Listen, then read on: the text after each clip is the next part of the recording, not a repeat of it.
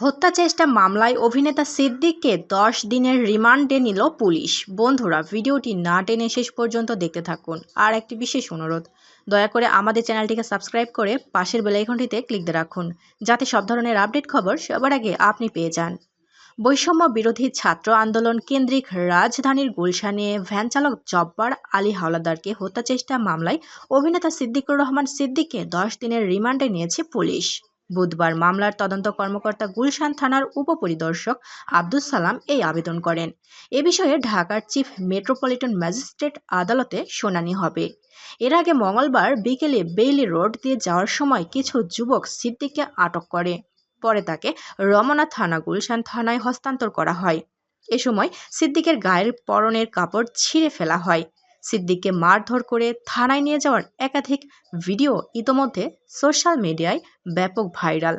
এই ঘটনার একটি ভিডিওই দেখা যায় সিদ্দিককে মারধর করে প্রকাশ্যে স্লোগান দিতে দিতে থানার দিকে নিয়ে যাওয়া হয়।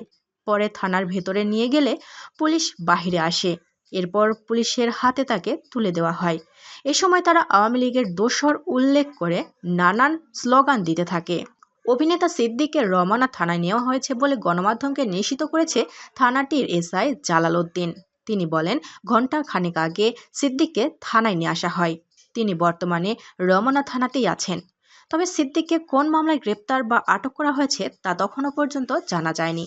এদিকে সিদ্দিককে মারধর করে থানায় সোপর্দ করেছেন তারা কোনো দলীয় কিনা তাও নিশ্চিত করা যায়নি। তবে ভিডিওতে একজন ধারা বিবরণী দিচ্ছিলেন। তিনি বলছিলেন, আমরা সিদ্দিককে আওয়ামী লীগের একজন দালালকে আমরা পুলিশের কাছে হস্তান্তর করছি।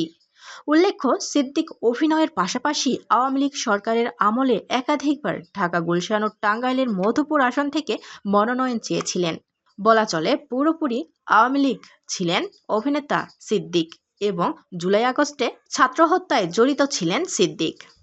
প্রিয় বন্ধুরা, অভিনেতা সিদ্দিকের নাটকগুলো আপনাদের কাছে কেমন লাগে অবশ্যই কমেন্টস করে আমাদের জানিয়ে দিন। আর পরবর্তী আপডেট নিয়েও সবার আগে পেতে হলে আমাদের চ্যানেলটি সাবস্ক্রাইব করে পাশের বেল আইকনটি অন রাখুন। এতক্ষণ সাথে থাকার জন্য ধন্যবাদ।